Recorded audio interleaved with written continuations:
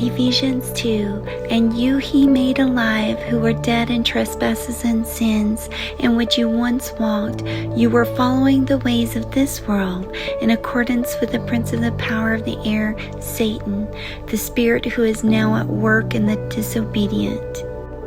All of us who also lived among them at one time, gratifying the cravings of our flesh and following its desires and thoughts. Like the rest, we were by nature deserving of wrath.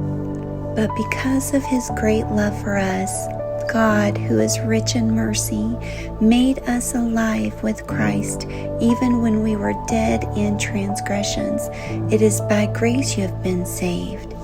And God raised us up with Christ and seated us with him in the heavenly realms in Christ Jesus, in order that in the coming ages he might show the incomparable riches of his grace, expressed with his kindness to us in Christ Jesus. For by grace you have been saved through faith, and that not of yourselves, it is a gift of God, not of works, lest anyone should boast. For we are his workmanship, created in Christ Jesus for good works, which God prepared beforehand that we should walk in them.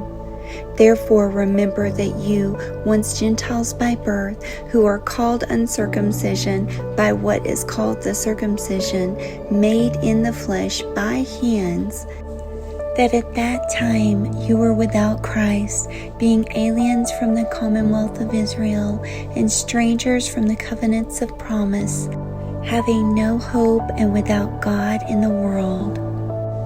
But now in Christ Jesus, you who once were far off have been brought near by the blood of Christ.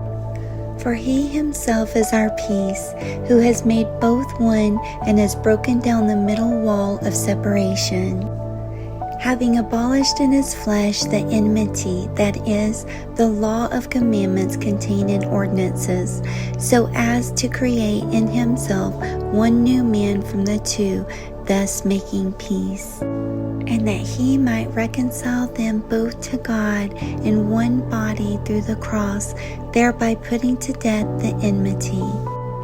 And he came and preached peace to you who were afar off, and to those who were near.